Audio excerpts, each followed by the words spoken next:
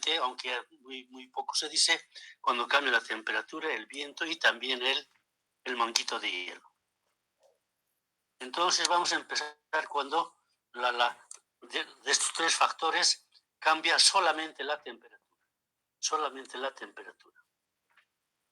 La filosofía que vamos a utilizar es la siguiente. Cuando cambia la temperatura, entonces cambia la longitud. Entonces la longitud era L1 al principio. Luego va a ser L2. Entonces con la temperatura. Pero quiera que también la temperatura también lo alarga y por lo tanto la tracción, el T0 que hemos llamado, el T0 también varía. Entonces si varía el T0, entonces también varía la longitud del cable, porque es como si a un conductor estuviésemos jalando con algún peso, entonces el conductor también se alarga o se acorta.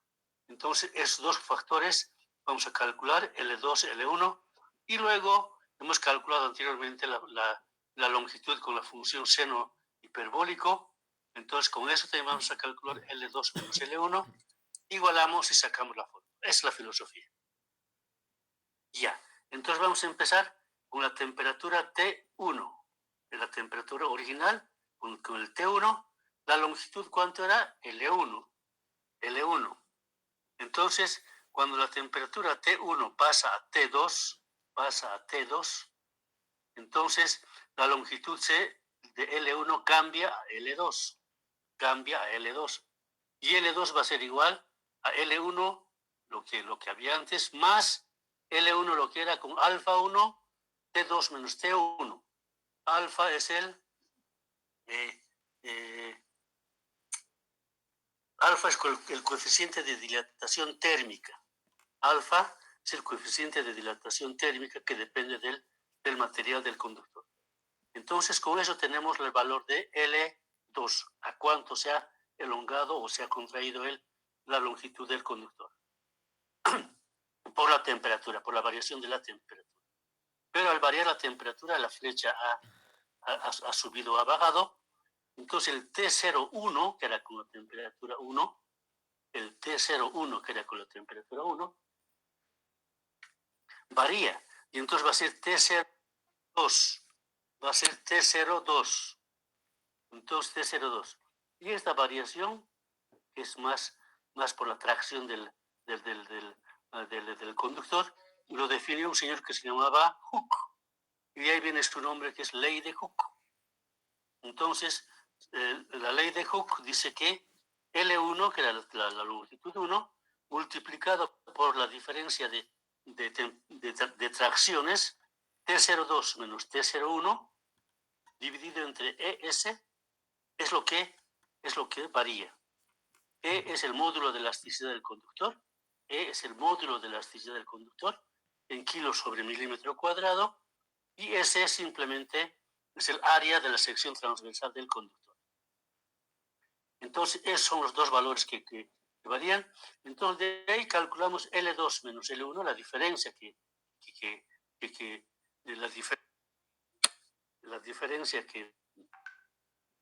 ocurre con el cambio de temperatura.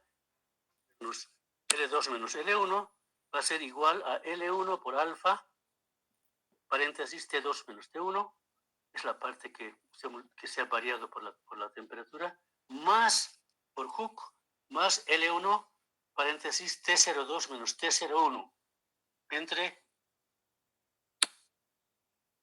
entre ES. Entonces es lo que tenemos en primera instancia. Luego hemos visto en las anteriores clases, hemos calculado la longitud con la función exacta. Entonces L1 era igual a 2 veces C, seno hiperbólico de A sobre 2 veces C, ¿no es cierto? Eso era la longitud. Entonces, como la temperatura, con la temperatura 1, ese va a ser L1. Y luego, si es que varía la longitud con la variación de la temperatura, entonces L2 va a ser igual a 2 veces C. Aquí el C ya hay que ponerlo C1, C2, porque ya varía. 2, entonces sería L2 igual 2 veces C2, seno hiperbólico de A sobre 2 veces C. Entonces C es la constante, ¿no es cierto? C era constante T0 entre P. Pero en este caso, C1 igual T01 entre P. Y el C2 va a ser T02 entre P. Entonces hay que tener cuidado que sea C1 y C2. Son dos valores diferentes para cada temperatura. Y la variación de la longitud, simplemente hacemos la diferencia de estos dos, L2 menos L1, va a ser igual a 2, paréntesis derecho, C2 seno hiperbólico A sobre 2 veces C, menos C1 seno hiperbólico de A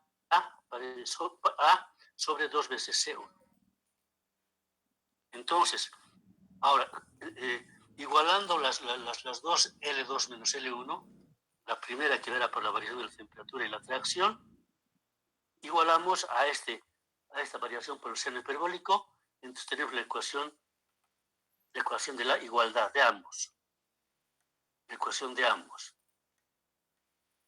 Y entonces esta igualdad ya es la ecuación, pero simplemente nosotros aritméticamente vamos a ordenarlo. Y vamos a ordenarlo de tal forma que T2 menos T1 igual 1 sobre alfa, paréntesis derecho. En el numerador está C2 seno hiperbólico A entre 2 veces C entre C1 seno hiperbólico A entre 2 veces C1 menos 1. Se cierra el paréntesis. Y menos T02 menos T01 entre ES. Entonces, esta es la ecuación de cambio de estado cuando varía la temperatura. Es la ecuación de cambio de estado cuando varía la temperatura. Probablemente aquí tenemos dos incógnitas, el T02 y la temperatura 2. Entonces es una ecuación que al uno tenemos que ponerle un valor y calculamos el otro y así sucesivamente. Es una ecuación transiente.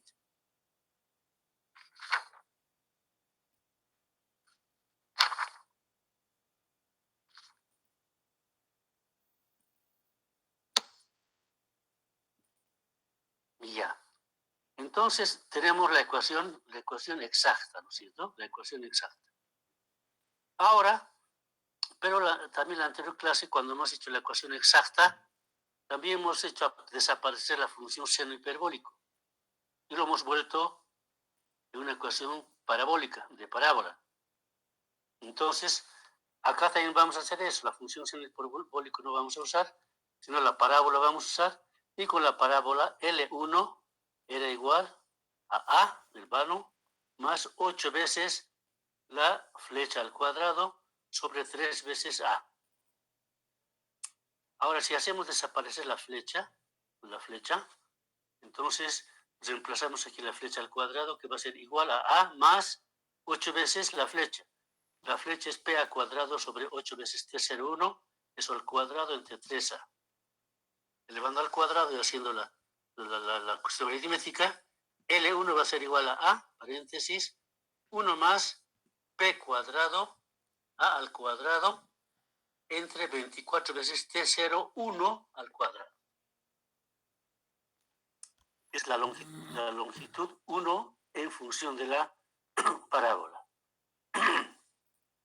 Ahora, si es que hacemos una que separa la longitud L2 cuando cambia la temperatura, entonces L2 va a ser igual a paréntesis, 1 más P cuadrado A cuadrado sobre 24 veces T02. Aquí hay que tener cuidado, T02 al cuadrado. Entonces tenemos ya L2, L1, hacemos en igual forma que el caso anterior la diferencia, restamos L2 menos L1, y entonces esto va a ser P2 A al cubo sobre 24, paréntesis, 1 sobre T02 al cuadrado, menos 1 sobre T01 al. Entonces, esa sería la variación de la longitud L2 menos L1. Y esto vamos a igualar con lo que primero hemos sumado. O sea, el principio hemos hecho por la temperatura, va a variar la temperatura y luego por Hooke. Entonces, a esos dos sumandos le igualamos este y con eso tenemos la ecuación. Entonces, acá simplemente que se nos ha incorporado el factor L. Entonces, un poco ya vamos a tener tres incógnitas. El L1, que es la longitud del conductor en la temperatura 1, lo vamos a hacer igual a A, al vano. Hemos dicho que la diferencia era muy mínima, ¿no? 1%, 2%. Entonces lo vamos a igualar, lo vamos a sustituir L1 por A, y entonces con eso ya podemos hacer la ecuación, que en este caso va a ser una ecuación de tercer grado. Va a ser T02 al cubo más T02 al cuadrado. Paréntesis, derecho, ESP al cuadrado, A al cuadrado, sobre 24 veces T01 al cuadrado. Aquí hay que tener cuidado. T01 al cuadrado más S por alfa, T2 menos T1 y menos T01. Cerramos paréntesis y eso va a ser igual a ESP al cuadrado, A al cuadrado sobre 24. Entonces, estamos con la ecuación de cambio de estado de tercer grado con la función parabólica cuando varía solamente la temperatura. Cuando varía solamente la temperatura.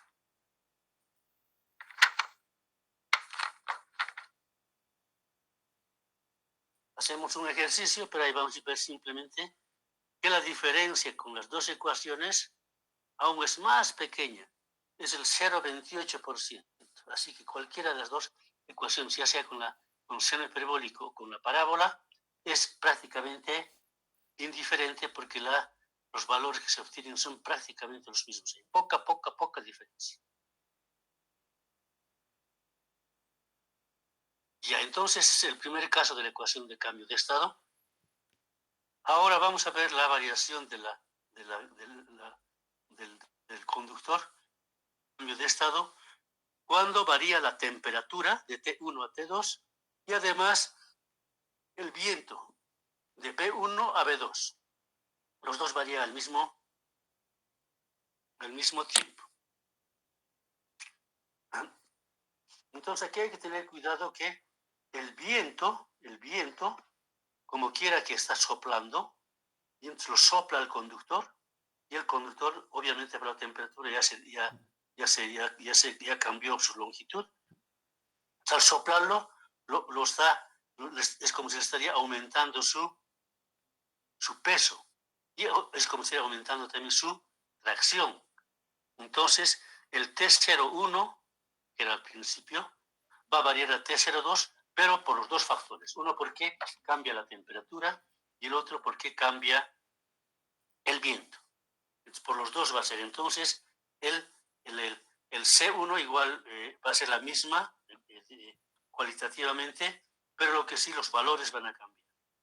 El C1 va a ser T01 entre P sub 1. Y el C2 va a ser T02 entre P sub 2. Entonces el procedimiento es prácticamente el mismo. Aquí habíamos dicho que la longitud con la función seno hiperbólico era igual, longitud 1 igual a 2 veces T01 P sub 1 por seno hiperbólico de A P sub 1 T0 entre T01. ¿No es cierto? Era con la función seno hiperbólico. Y con la función parabólica, L1 es igual a A, paréntesis, 1 más P sub 1 al cuadrado por A al cuadrado, entre 24 veces T01 al cuadrado. ¿No es cierto? Tenemos ese valor. Ahora varía la temperatura y varía el viento, entonces el L1 se vuelve L2. Entonces L2 va a ser igual, la ecuación es la misma, a lo que hay que tener cuidado con el T01, se va a volver T02. Entonces L2 va a ser igual a 2 T02 sobre P sub 2, seno hiperbólico de A por P sub 2, 2T02. Y con la función parabólica L2 va a ser igual a A, paréntesis 1 más P sub 2 al cuadrado por A al cuadrado sobre 24 veces T02. T02 al cuadrado.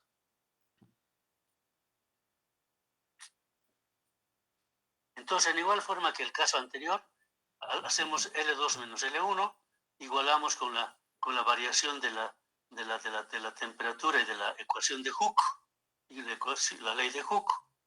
Entonces, eso hacemos y aritméticamente lo hacemos en la misma ecuación que el caso anterior. Entonces va a ser T02 menos, no, perdón, T2 menos T1 igual 1 sobre alfa, paréntesis derecho, el numerador C2, seno hiperbólico A sobre 2 veces C2, y en el denominador C1, seno hiperbólico A sobre 2 veces C1, menos 1. Se cierra el paréntesis, menos T02 menos T01 sobre ES. La ecuación es exactamente la misma, solamente lo que hemos dicho que varía son la constante C. Antes era T0 entre P nomás. Ahora C1 es entre T01 entre P1. Y el C2 es entre T02 entre P sub 2. Entonces simplemente hay que tener cuidado de eso. Es con la ecuación exacta, no del seno hiperbólico. Y la ecuación parabólica también es exactamente igual, simplemente hay que tener cuidado de los T's. T01. Entonces la ecuación va a ser, hemos hecho una ecuación elevado al cubo, T02 al cubo, más T02 al cuadrado, paréntesis, ESP1 al cuadrado, A al cuadrado, sobre 24 veces T01 al cuadrado, más ES alfa, entre paréntesis, T2 menos T1, y menos T01, se cierra paréntesis, igual, ESP sub 2 al cuadrado sobre 24. Es la misma, lo que sé simplemente aquí varía cuantitativamente en valor el P sub 1 y el P sub 2. Esos son los que varían. En igual forma hacemos un ejemplo y la diferencia es extremadamente pequeña y por lo tanto cualquiera de las ecuaciones es aplicable. Cualquiera de las ecuaciones es aplicable.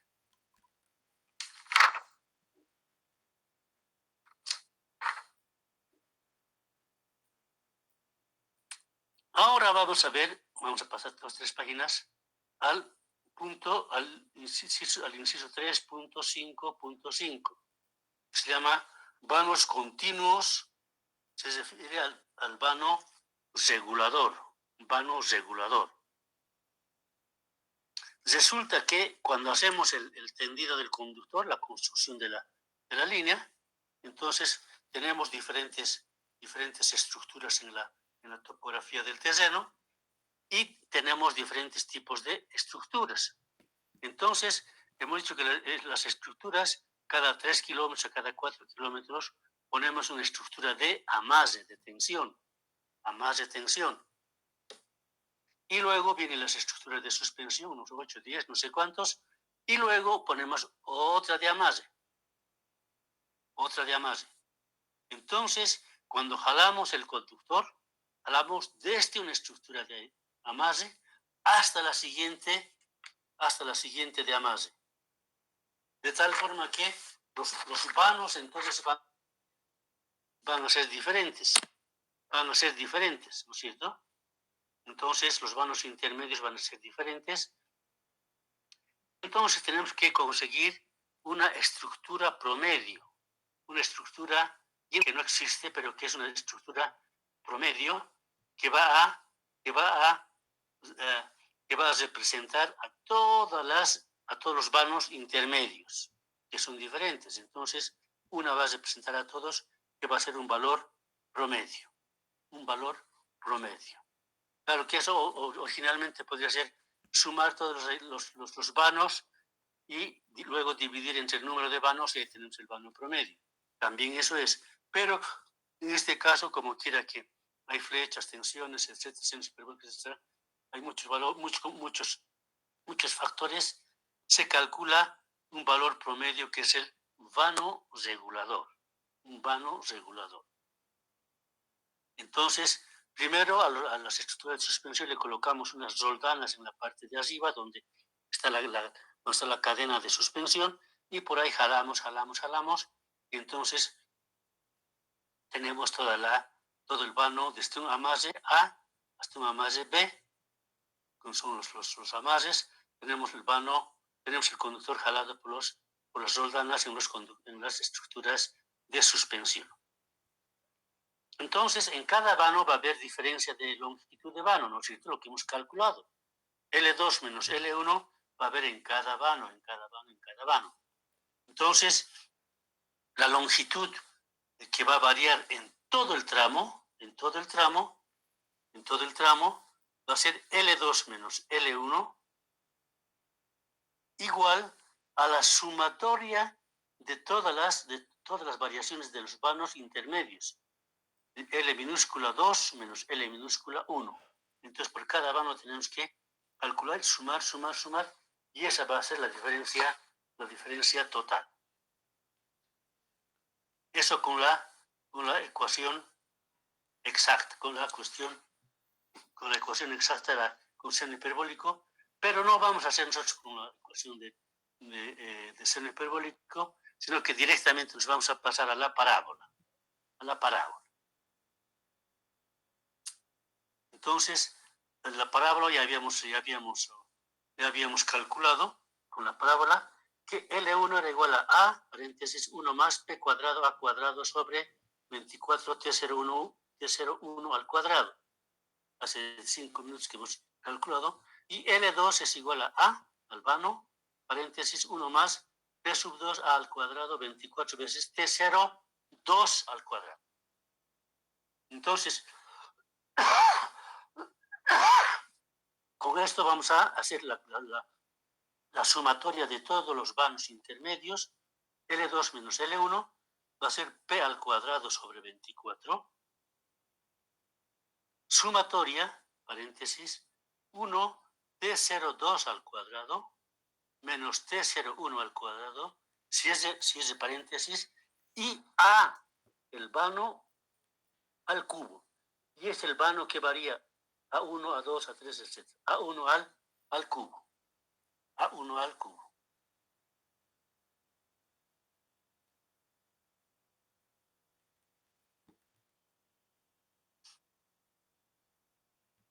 Entonces, la ecuación que teníamos la primera que hemos calculado hoy día, cuando variaba la temperatura solamente, y luego sumábamos la ley de Hooke, entonces ahí también hemos hecho la diferencia de longitudes, L2 menos L1, va a ser sumatoria de A sub I, es la que varía de 1, 2, 3, etc. Paréntesis alfa T02 paréntesis alfa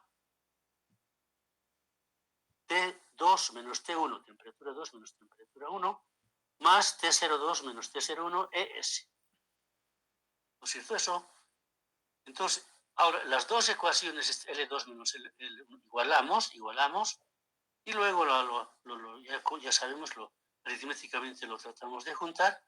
Entonces, esto va a ser igual a alfa, paréntesis, T2, temperatura 2 menos temperatura 1, igual P al cuadrado sobre 24, paréntesis 1 sobre T02 al cuadrado menos 1 sobre T01 al cuadrado.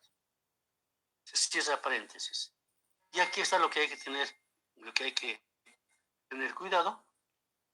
Hay la sumatoria de A al cubo en el numerador, y en el denominador la sumatoria de A solamente A elevado a 1. Y menos T02 menos T01 sobre ES. Entonces, eso comparando con nuestra ecuación anterior, resulta que nuestra sumatoria de A al cubo entre sumatoria de A, lo vamos a llamarlo A al cuadrado. Y con eso se iguala. y este A va a ser el vano regulador.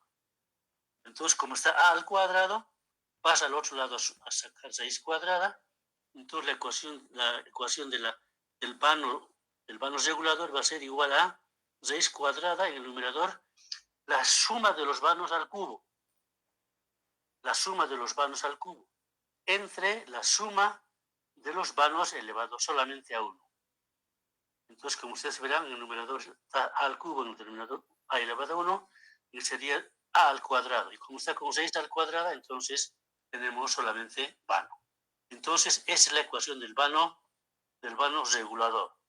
Y cuando calculamos, cuando hacemos el flechado entre dos estructuras de amarre, calculamos este vano regulador y con este vano regulador es que calculamos todos los valores. Y con eso hacemos el flechado correspondiente.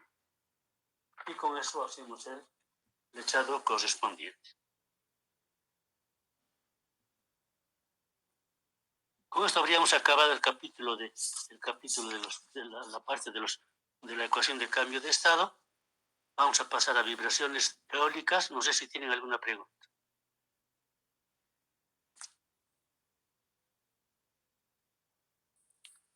Y ya, si no tienen alguna pregunta, entonces vamos a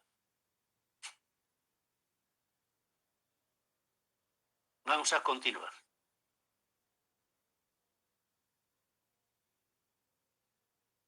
Vamos a pasar al siguiente capítulo, al capítulo 4. Vibraciones y tensiones eólicas de los conductores.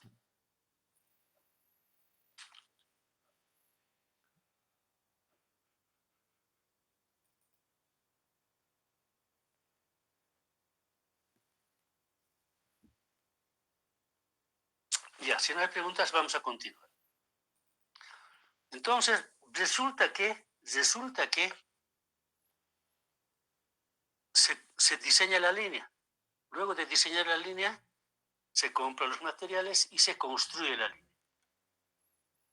Se construyó la línea y entonces, a los 2 o 3 años de que la línea estaba funcionando, el conductor, ¡pum!, se rompe. Se revienta el conductor. El conductor es que tiene el ACSR, que tiene hebras de aluminio y al centro tiene conductor de un núcleo de acero, se revienta. Y entonces ahí surgen las ideas, los problemas. Entonces, ¿qué pasa? Se diseña nuevamente la línea y estaba bien el diseño. Verifican la construcción, también estaba bien la línea. Y entonces nadie sabe por qué se reventó. Entonces hicieron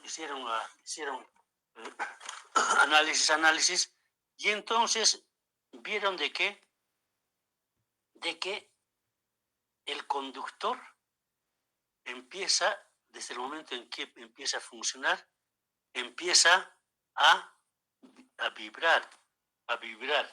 Entonces vibra sinusoidalmente desde un amarre, desde una estructura, desde la grampa de suspensión, va hasta la otra grampa de suspensión y impacta a la otra grampa y otra vez vuelve, impacta, otra vez vuelve, impacta. Entonces, es lo que es la vibración, que en cada impacto es un golpe, y entonces eso con el tiempo lo va traccionando, lo va impactando al conductor y poco a poco empieza a dañarlo. Y tanto que lo daña, lo puede quebrar, lo puede romper. Entonces, se ha analizado y entonces hemos dicho que se ha llegado a la conclusión de que el conductor vibra con el viento en tres tipos diferentes. Uno es la vibración eólica por resonancia o también provocada por el vértice de Karman. Ahorita vamos a explicar el vértice de Karman por resonancia. Resulta de que cuando el material, el conductor en este caso, tiene una frecuencia de resonancia natural. vibra naturalmente con una frecuencia cualquiera. Y cuando viene el viento, entonces lo hace vibrar. Y cuando esas frecuencias un poco se acercan, entonces produce una vibración por resonancia. El conductor vibra y entonces es lo que va a provocar que el conductor se vaya fatigando por cada impacto de la vibración. Y como vibra, el caso de de la vibración eólica por resonancia, vibra por vientos relativamente bajos, con un viento de 2 a 35 kilómetros por hora. No son ráfagas, son apenas 35 kilómetros por hora, son como brisas nomás.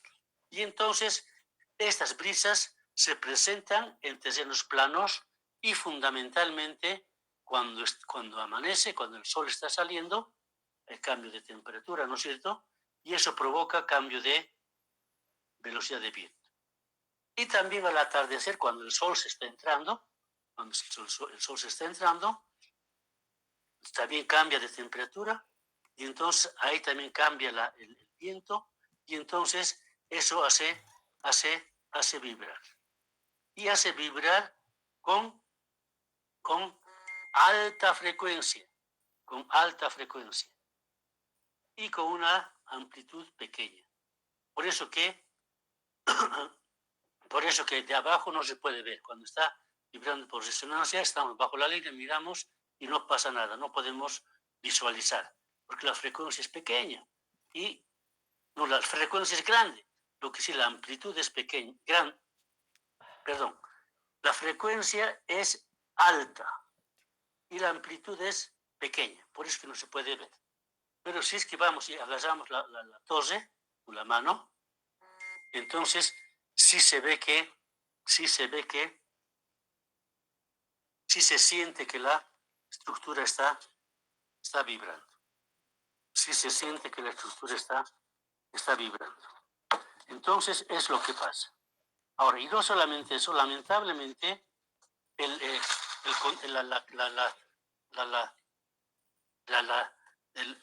hilo del conductor que está por encima, por el que se ve, esa hebra vibra. Entonces, hacia afuera, vibra con toda tranquilidad. No hay quien el aire es el que le está impactando, pero el aire no le hace nada. Pero cuando vibra hacia abajo, entonces hay la otra capa es la que está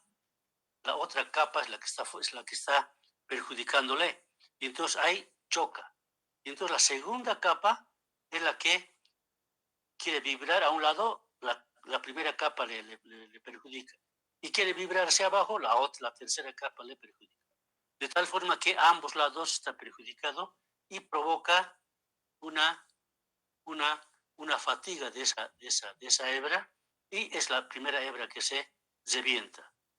Después se va a reventar otra en esa misma capa. Entonces es una desventaja porque cuando vamos a revisar el conductor, revisamos el conductor, de afuera no se ve nada. El conductor está sano, está impecable. Pero la capa que no se ve, esa, digamos, ya se ha fatigado y puede romperse. Y entonces, si está roto, no podemos ver. Entonces, la vibración por resonancia. Y lamentablemente esto, en nuestro caso, ocurre prácticamente todo el año. Todo el año. Luego, el otro tipo de vibración es la longitud por galope. Galope. Esto es contrario al anterior. Se requiere un viento fuerte y esto provoca un galope con baja frecuencia y gran altitud, lo contrario del otro. La frecuencia es baja y su amplitud es grande. Es como un látigo que podemos ver de abajo. Entonces, pero para estos lo que se requiere es de que el conductor esté tesado con pocos kilos.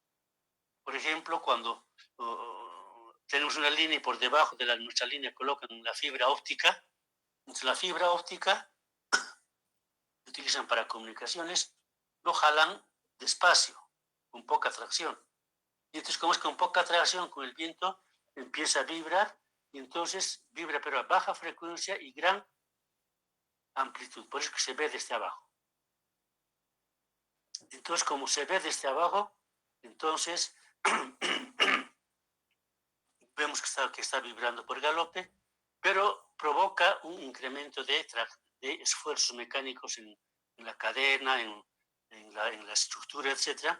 Pero los incrementos no son tan grandes, como son baja frecuencia y gran amplitud, no es grande, entonces oscila, pero incrementa los esfuerzos mecánicos, pero solamente en forma pequeña, de tal forma que las estructuras y las cadenas resisten este incremento sin ningún problema, y la posibilidad de que se quiebre el conductor es muy pequeña. Aquí no se logra la ruptura. El único problema grave es de cómo es galope. Entonces hemos dicho que es como un látigo que se mueve el conductor arriba abajo, y si es que los conductores están uno debajo de otro, que es la configuración vertical, un conductor está arriba, más abajo el otro, más abajo el otro, entonces el de abajo también vibra, y si coinciden, el uno vibra hacia arriba y el otro vibra hacia abajo, pueden impactarse. Y si se impactan, entonces hay cortocircuito. Pero es un cortocircuito momentáneo, porque se impactan y luego otra vez se desimpactan, y entonces es un cortocircuito momentáneo. Simplemente ese es el daño que puede provocar la longitud por galope. Luego el tercer tipo de oscilación es la oscilación por rotación. Entonces, este también es un caso muy raro, muy raro veces ocurre. Es como si el conductor estuviese por debajo y gira alrededor de la estructura, sube hasta arriba. Para eso se requiere vientos bien grandes, ráfagas de viento. Entonces, además que vengan ráfagas en forma sincronizada. Viene, sopla, espera que el conductor baje, otra vez sopla, espera que baje, otra vez sopla. Entonces tienen que ser ráfagas bien sincronizados, grandes vientos, y entonces que eso lo va a hacer girar al conductor. En este caso, también los esfuerzos que se generan van a ser un poco mayores, pero la cadena y la estructura van a resistir. No van a tener problemas de sobreesfuerzos grandes, sino solamente pequeños, y entonces van a resistir. No va a haber problema. Lo que sí, en el caso, igual que el caso anterior, si los conductores están uno encima de otro, el uno va a girar y el otro va a girar, y si es que coinciden al girar, justo se pueden impactar. Y si pueden impactar, pueden provocar cortocircuito. Entonces son los tres tipos de vibraciones que tenemos. Ahora, ¿por qué provoca estas vibraciones?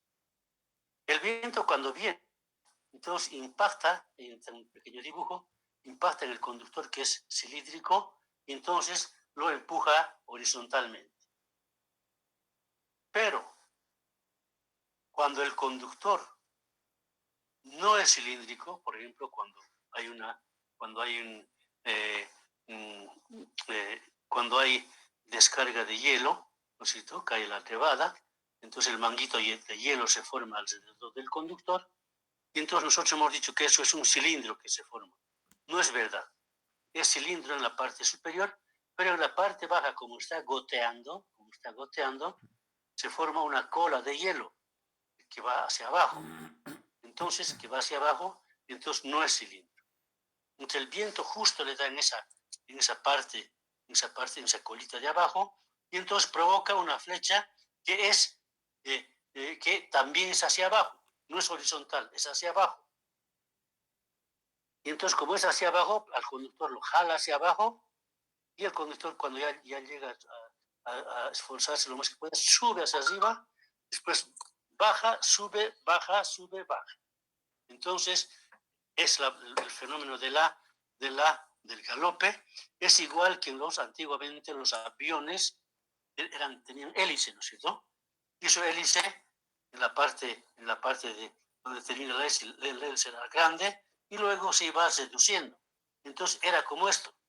Entonces, cuando la hélice giraba, el viento le daba en la parte de abajo a la hélice, y como tenía no era totalmente cilíndrico, entonces empujaba hacia arriba y lo hacía volar al avión. Entonces, es lo que pasa con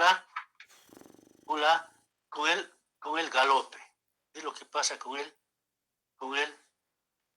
galope. Pasa con el galope. Tenemos el dibujo, el viento viene, el viento de abajo con la línea, y entonces lo empuja hacia arriba. Y obviamente no puede ir hasta arriba, sube un poco, luego baja, sube, baja.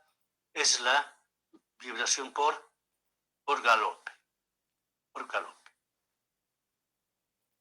Ahora, la vibración por resonancia está en la siguiente página, donde dice vértice de Karman.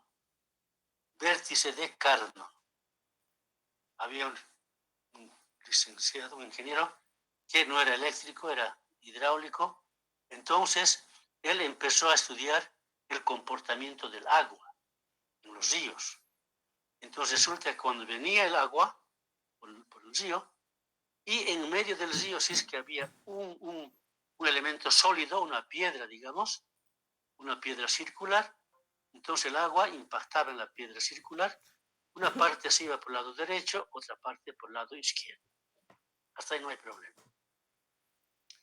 Pero después resulta de que como quiera que impactaban por el lado derecho y el lado izquierdo, entonces cuando otra vez regresaban, entonces había una especie de un remolino, y en un lado había un remolino con una fuerza que va hacia la parte derecha. Y más allácito, otro remolino que se parte a la izquierda. Después, más allácito, otro que va hacia la parte derecha. Otro más allácito a la parte izquierda. Entonces, es decir que los remolinos no se presentaban a la misma altura, sino en posiciones diferenciadas. Entonces, en un caso, un lado jalaba a un lado, más allácito al otro lado, al otro lado, al otro lado. Y entonces, eso es el efecto del vértice de Karman, que jala al conductor hacia arriba, jala abajo, arriba, abajo. En nuestro caso del conductor, sucede lo mismo. El viento viene, impacta en el conductor, y entonces provoca el remolino, jala arriba, jala abajo. Entonces, es la frecuencia con la cual vibra el conductor. Y esa frecuencia, hemos dicho que es grande. En el caso de la resonancia la vibración por resonancia, la frecuencia hemos dicho que es grande, entonces la amplitud es pequeña, pero no, la amplitud es pequeña, no importa, pero la frecuencia es lo que nos perjudica. Entonces, este señor Karman fue el que determinó esto, el que logró darse cuenta, y entonces por eso empezó a vibrar nuestro conductor.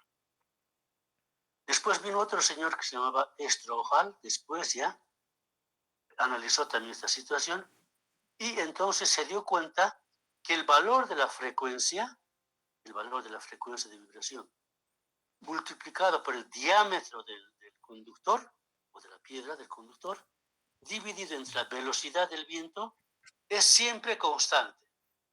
Esos tres productos, ese producto y la división es constante, y es igual a 0,185. Es el número de Strohal, se llama. El 0,185 es el número de Strohal. Es el número de Strohal, y eso después vamos a ver qué es lo que con eso vamos a calcular los amortiguadores que después vamos a.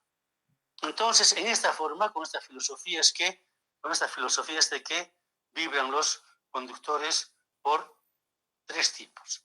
Pero de ellos, la vibración por resonancia es la que nos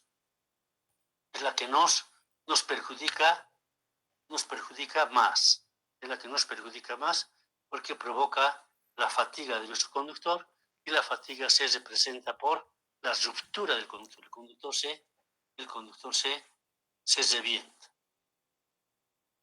Entonces, si el conductor se revienta, ¿qué es lo que tenemos que hacer? Antes de que se reviente, tenemos que tratar de hacer desaparecer la amortiguación, que no haya amortiguación. Pero eso es imposible. Como no podemos hacer desaparecer la amortiguación, por lo menos tenemos que amortiguarlo, reducirlo la frecuencia la frecuencia de vibración, que no sea tan grande. Entonces, primero hay unos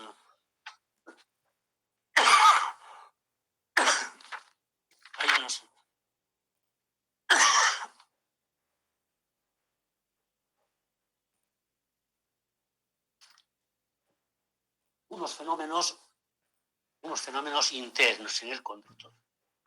Eso se llama autoamortiguación. El conductor se autoamortigua. Entonces, hay dos tipos de amortiguaciones, autoamortiguaciones. El mismo conductor se autoamortigua. Uno es lo que se llama amortiguación del material.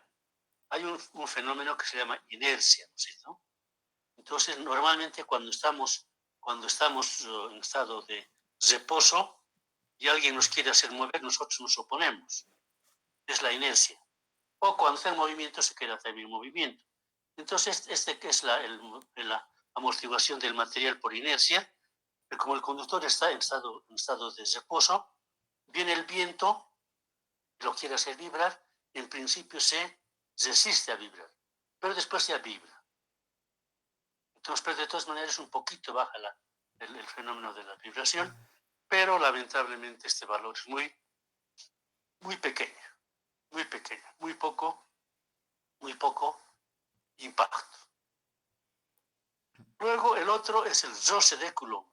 Resulta que los conductores que son hebras, ¿no es cierto? Son hebras, diferentes camadas de hebras, y como el conductor vibra sinusoidalmente, como un seno, entonces el radio de curvatura en un lado es tanto, después cambia al otro lado, entonces internamente las hebras van moviéndose, van deslizándose, van rozando entre ellos. Y este roce hace que baje el esfuerzo de la amortiguación. Entonces, esto también baja un poco la vibración, lamentablemente igual que el caso anterior. Pequeño. Es muy pequeño. Es muy pequeño, y entonces el efecto que hace no es tan determinante el efecto, entonces el proceso de igualación es muy pequeño. Es muy pequeño. Ahora,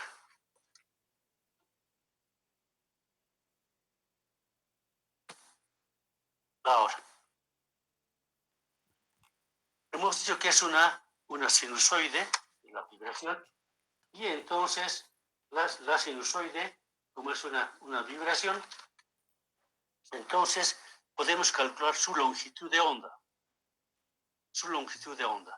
Entonces la longitud de onda lambda es igual a 1 sobre F.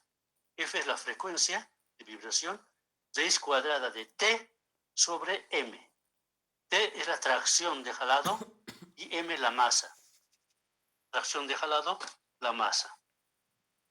Entonces, resulta que acá hay dos cosas. Uno es el viento, ¿no es cierto? El viento que hace vibrar.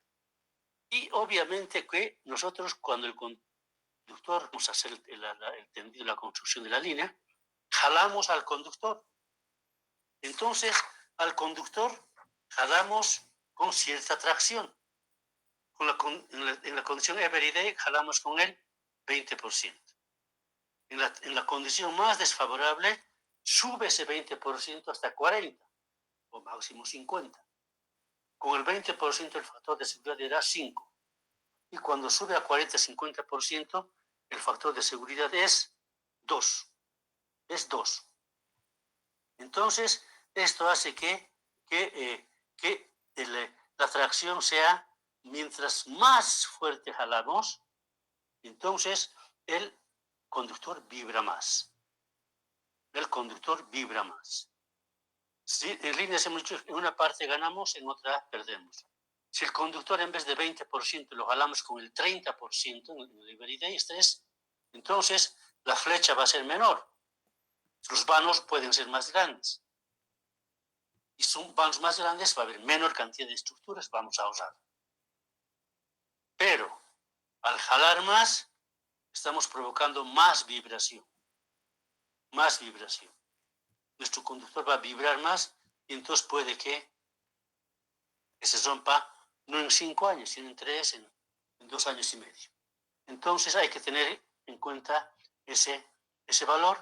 Y el viento, hemos dicho de que cuando el terreno es plano, el viento sopla más fácilmente. Si el terreno es montañoso, inclinado, el viento impacta en la montaña, choca, etc., entonces reduce su velocidad. Entonces reduce también su impacto en nuestro conductor. Así que en los vanos grandes, en los vanos donde el terreno es plano, entonces el viento provoca más vibración. En la parte montañosa o donde hay árboles, entonces la vibración es menor. La vibración es menor. Entonces, hemos dicho que aquí en la siguiente página hay un dibujo, el conductor vibra a partir de la grampa de suspensión, va en formación sinusoidal hasta la otra grampa en la siguiente estructura, impacta y luego vuelve. Otra vez impacta, vuelve. Otra vez impacta, vuelve. Entonces, para ver cómo va a vibrar, ya hemos hecho una fórmula anterior de la longitud de la longitud de la onda. Entonces acá L sería la longitud de onda y LL la longitud de la media onda.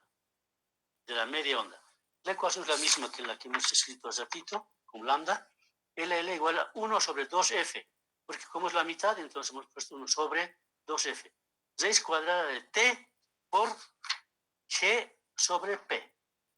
La masa hemos considerado, entonces la media onda es igual a 2 veces la frecuencia, raíz cuadrada de T, que es la atracción de jalado, G es la aceleración de gravedad.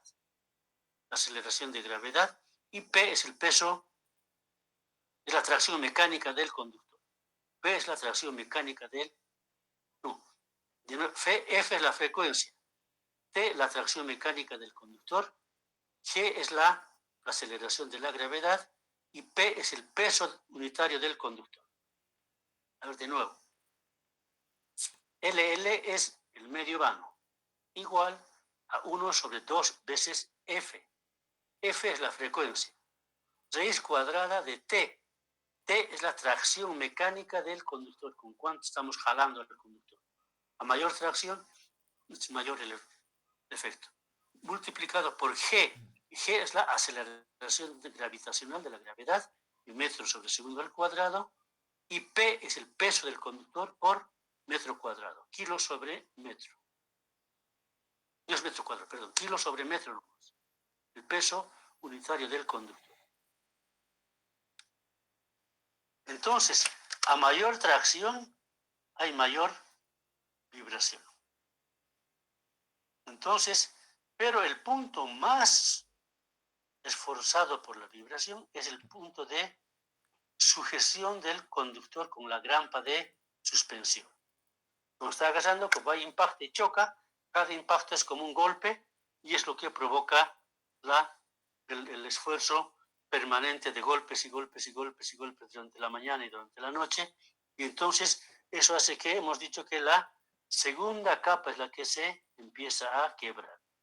En el dibujito tenemos, la primera capa no se quiebra tanto, pero la segunda capa es la que empieza a fatigarse y empieza a romperse, de tal forma que la ruptura se genera en la segunda capa.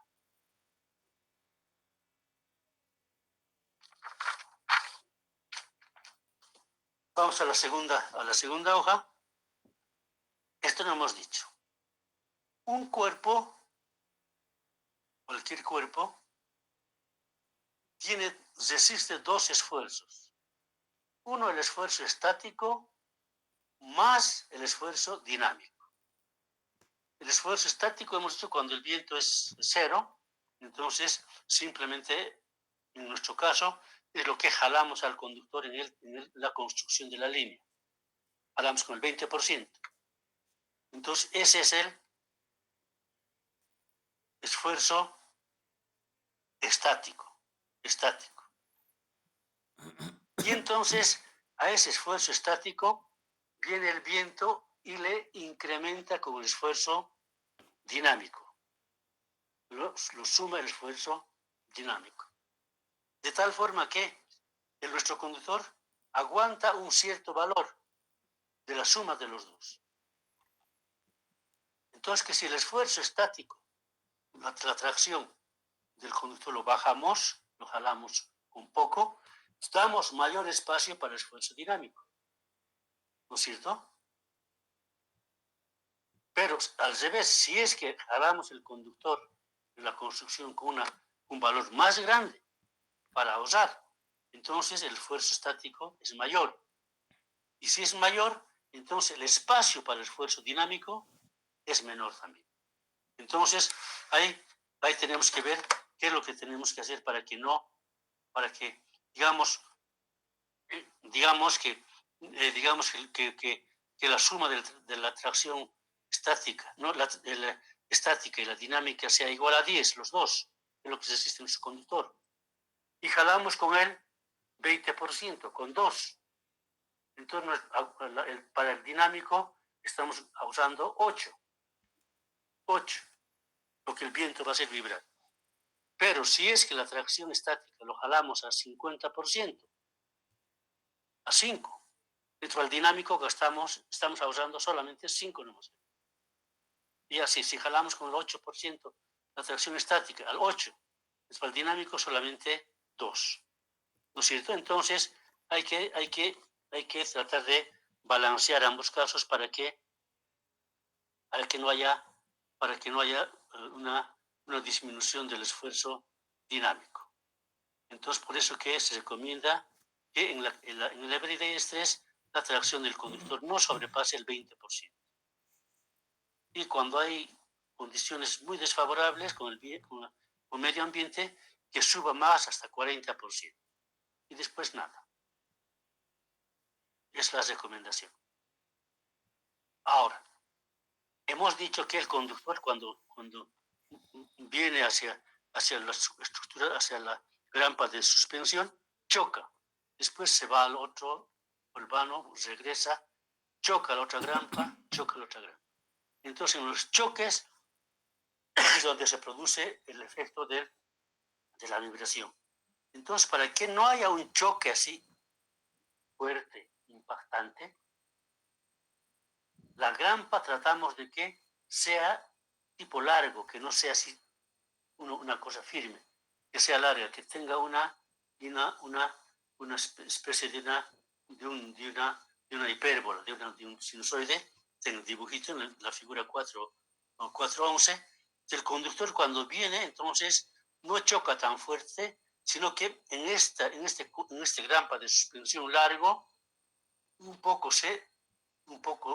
continúa y luego baja. Es decir, que el impacto no es tan fuerte. Entonces, cuando diseñamos, podemos diseñar una grampa de suspensión larga, que no sea así tan cortita, que no lo está agarrando así para que choque, sino que lo hagas al medio y lo deja un cierto espacio para que pueda el conductor irse hacia arriba, hacia abajo, y entonces de esa forma lo que estamos haciendo es reducir el impacto del conductor, el impacto del conductor.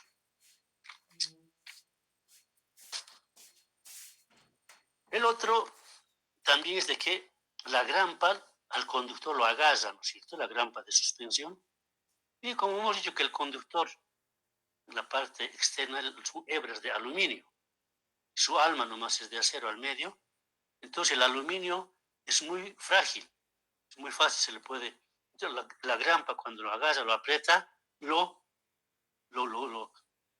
distorsiona. Entonces, para que no lo distorsione, entonces lo colocamos una varilla preformada que se llama, entonces una varilla que alrededor se lo amplía, se lo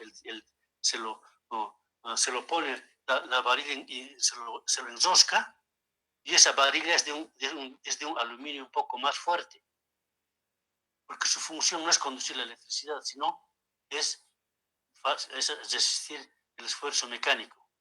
Entonces, como en esa parte el diámetro es mayor, y en el conductor a un lado, como no le hemos puesto la varilla a todo el conductor, el diámetro es menor. Entonces hay un diámetro mayor y un diámetro menor. Y entonces cuando el diámetro son diferentes, entonces vibran a frecuencias diferentes.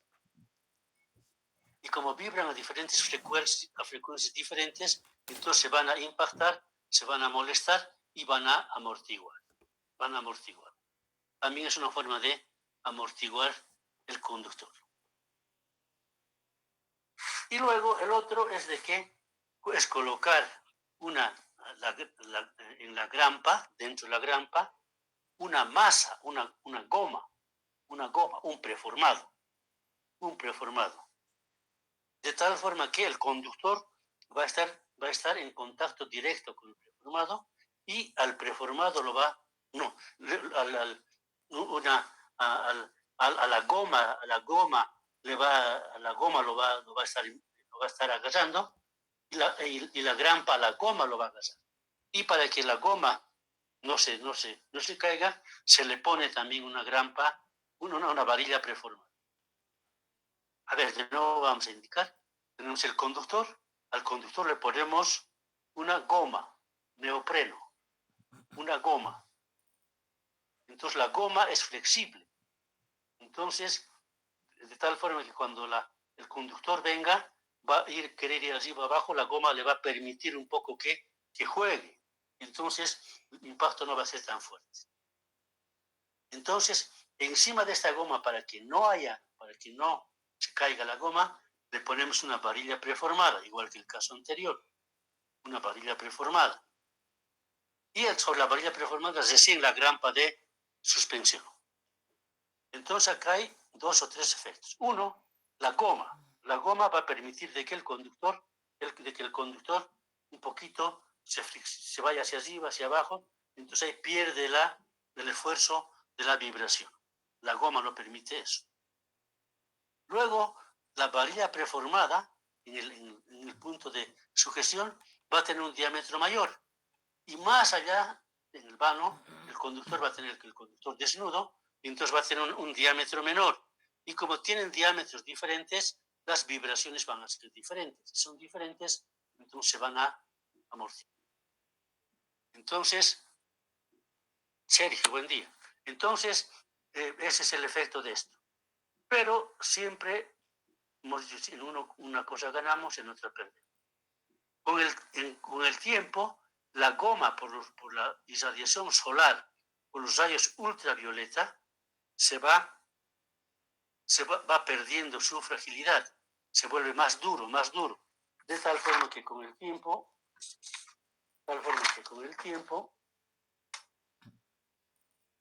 pierde su fragilidad, se vuelve duro, se vuelve casi como sólido, y por lo tanto su efecto a la amortiguación ya no es tan grande.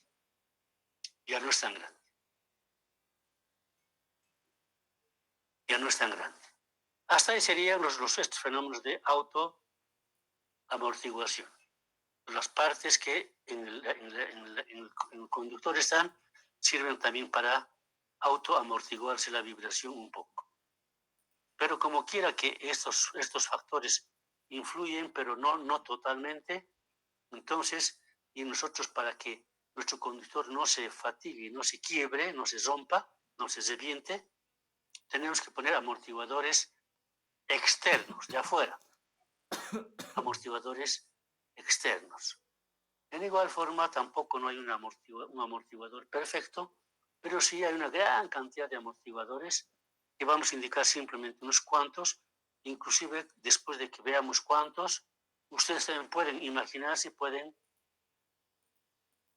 fabricar uno a su criterio, porque hay muchas formas.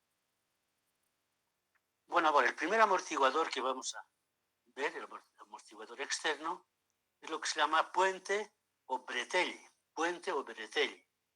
Resulta que cuando el conductor hemos jalado, entonces hemos construido, entonces hemos hecho el flechado, entonces jalamos y cortamos lo que sobra del conductor. Sobra el conductor. Entonces esa sobra lo llevamos al almacén y se queda ahí.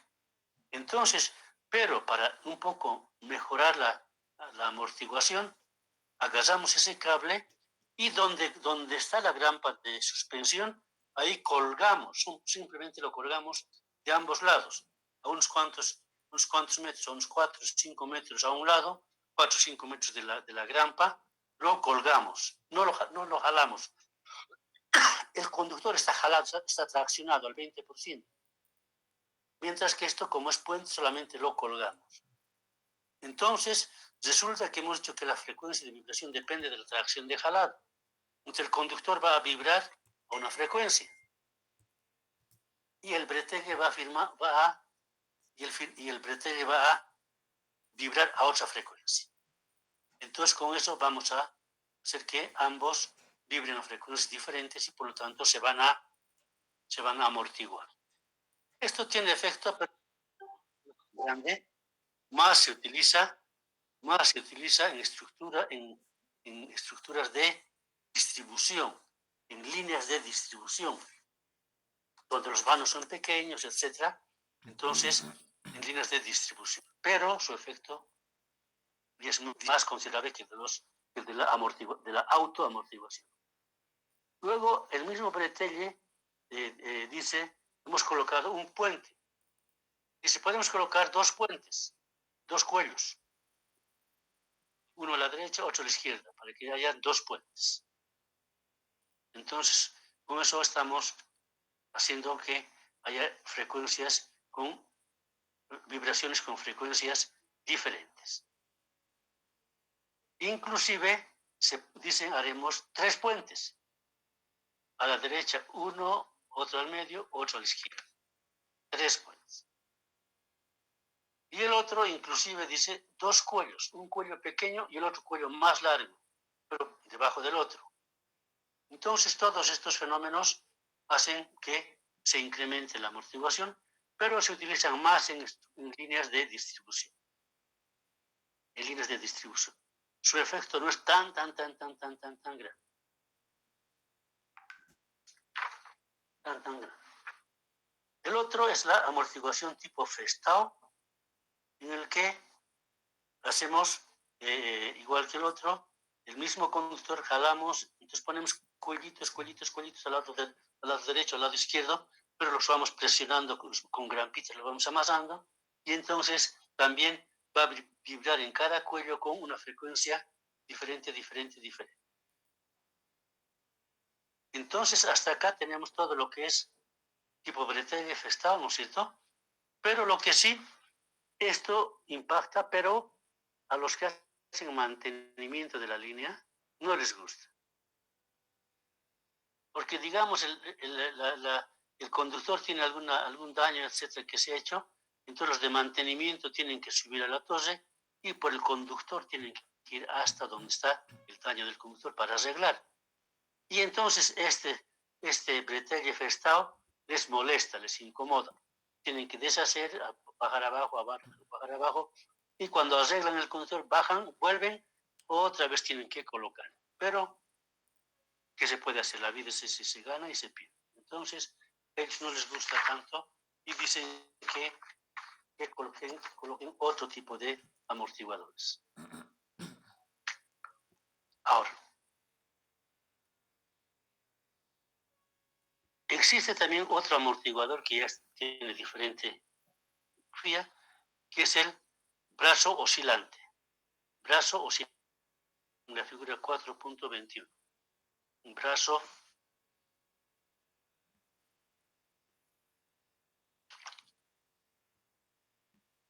oscilante.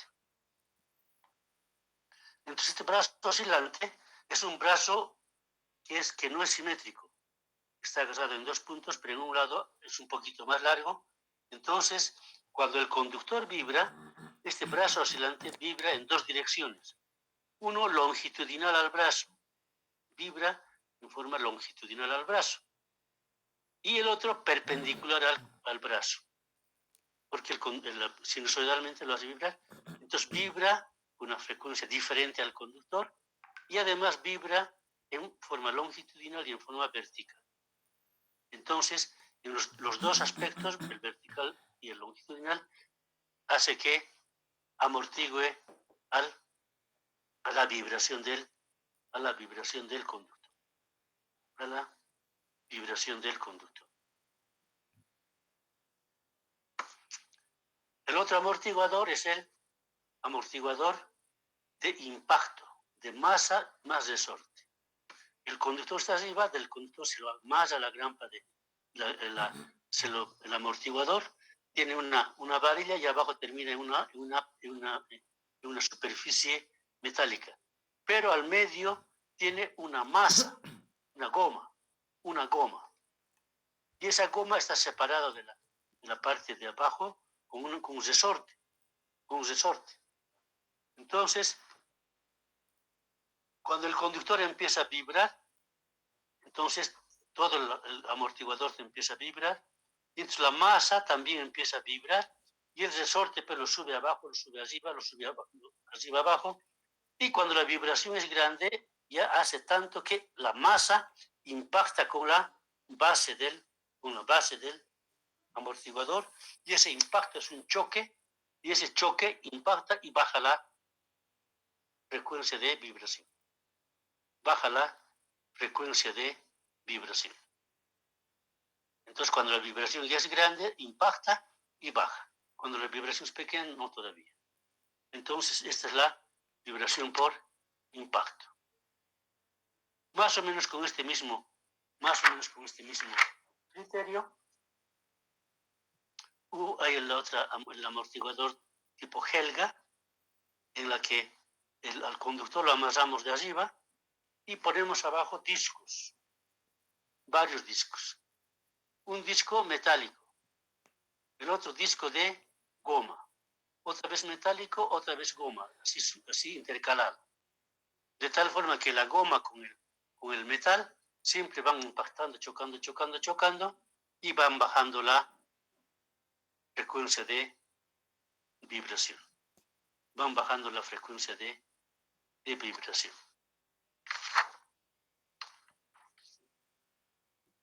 Luego el otro, el bouche, es más o menos igual que el brazo oscilante, entonces es solamente que tiene un peso mayor, pero es igual.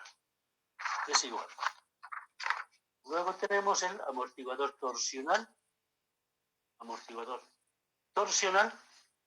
que en realidad hasta ahora los amortiguadores hemos estado colgando del conductor, ¿no es cierto? Hemos estado colgando del conductor hacia abajo. Este no, se lo agarra de un lado, 90 grados, se lo agarra fuerte, y entonces el conductor vibra en forma torsional, en forma perpendicular al conductor, y entonces este tiene más efecto. Última prueba. Vibra, entonces lo amortigua más al conductor. Pero O es que su estuche no le deja escuchar. en una cosa ganamos, en otra perdemos. Como lo agarra permanentemente, lo está torsionando al conductor todo el día, toda la noche. Y entonces lo está dañando también poco a poco al conductor. Porque mira, cuando estoy en clase yo, Por eso que este amortiguador torsional, pese a que tiene una amortiguación interesante, no lo utilizan porque lo está torsionando al conductor también día y noche y lo está dañando. y lo está dañando.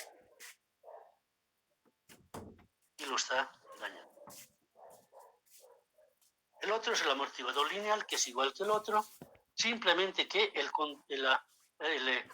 lo colgamos al amortiguador y entonces para que la parte metálica inferior de nuestro amortiguador se vibre a otra frecuencia, le ponemos una masa, un líquido, un pistón dentro del cual hay un líquido, tipo masa, no es un líquido, es medio tipo grasa, en lo cual este otro va a tratar de vibrar ahí, pero se va a amortiguar. Se va a amortiguar. Se va a amortiguar.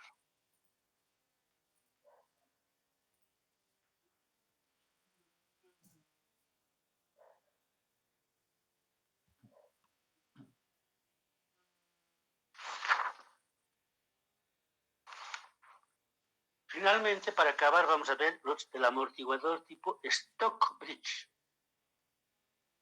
Había un señor que se llamaba Jorge Stockbridge. Él se dio cuenta, todos estos amortiguadores que habían, los analizó, y entonces inventó uno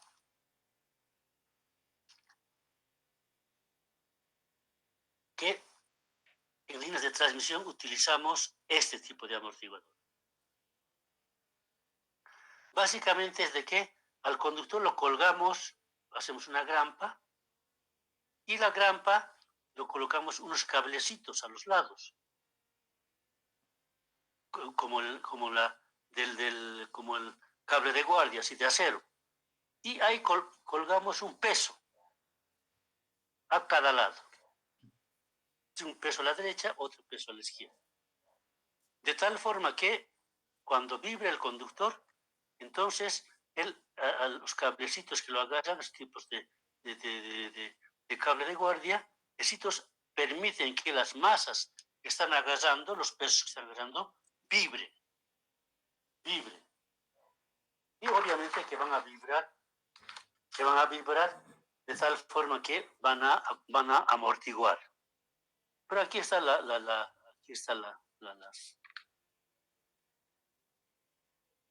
esencia.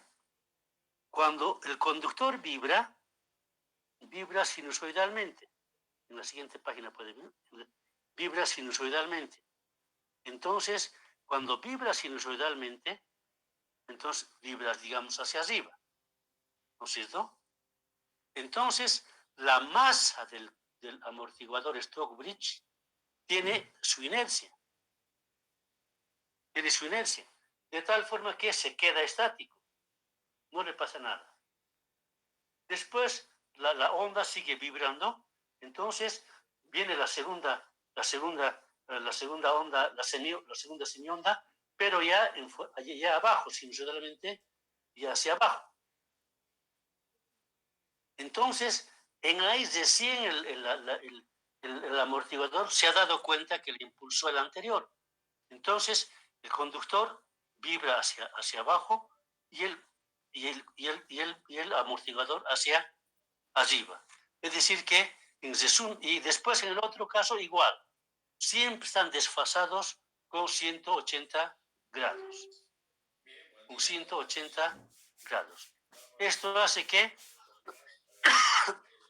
la frecuencia de vibración del uno sea positiva, hacia arriba, ¿no es cierto? Y de la otra sea negativa. Si es que hacemos que los dos vibren exactamente a la misma frecuencia, pero el uno con frecuencia hacia arriba positiva y el otro con frecuencia negativa hacia abajo, entonces la resultante va a ser igual a 0. Teóricamente, si el Stockbridge vibre en forma exactamente igual a la misma frecuencia del conductor, pero en sentido contrario, entonces va a ser igual a 0. Bien, vamos a quedar ahí. No sé si tienen alguna pregunta.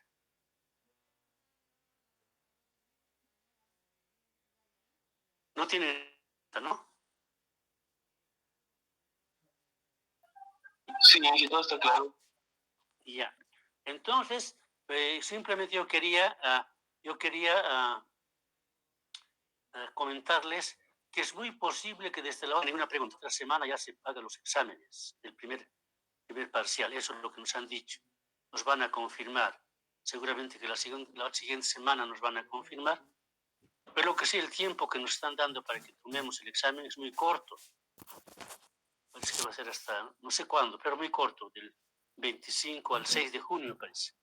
Y como nosotros pasamos clases de 7 días en 7 días, entonces, si esperamos unas cosas, ya van a ser 14 días, y eso que es mucho. Por eso que yo les pediría de que desde ahora ya estén estudiando la materia hasta acá. Entonces, de tal forma que si nos dicen hay que dar examen la otra semana, entonces tenemos que dar, pues un poco, no es nuestra decisión, pero tenemos que hacer caso. Entonces, yo quisiera que estén estudiando. No sabemos todavía la metodología del examen. Un examen, una metodología es de que se les dé un trabajo para su casa en 2 o 3 días para que hagan y lo suben al Classroom. Ese es uno. El otro es de que sean las clases, el examen oral. El examen oral. Pero el oral, el problema que tiene es que son 43 inscritos en este momento. 43 que están pasando. Entonces se podría tardar mucho con 43 estudiantes. Pero también está la alternativa de hacer oral. Y el tercero es de que en la clase que estemos pasando, yo les doy las preguntas y en 30 minutos responden. En 30 minutos responden. Y si se atrasan, no entregan en 30 minutos, entonces ya el programa, el Classroom no les va a recibir. Entonces, o les va a recibir, pero con una nota que diga atrasado o retrasado. Entonces, son las 3 formas vamos a ver cómo hacemos. De todas maneras, vean cómo vamos a hacer. De todas maneras, están estudiando. Cualquiera de las 3 formas vamos a ver cuando nos digan qué hay que hacer. Bueno, de momento quedaremos en eso. Entonces, vamos a participar. Nuestra siguiente clase va a ser el siguiente sábado, ¿no? A las 8:15. Entonces, probablemente ya tenemos examen, no sé. Listo, entonces de momento hasta eso. Si no hay preguntas, entonces que les vaya bien.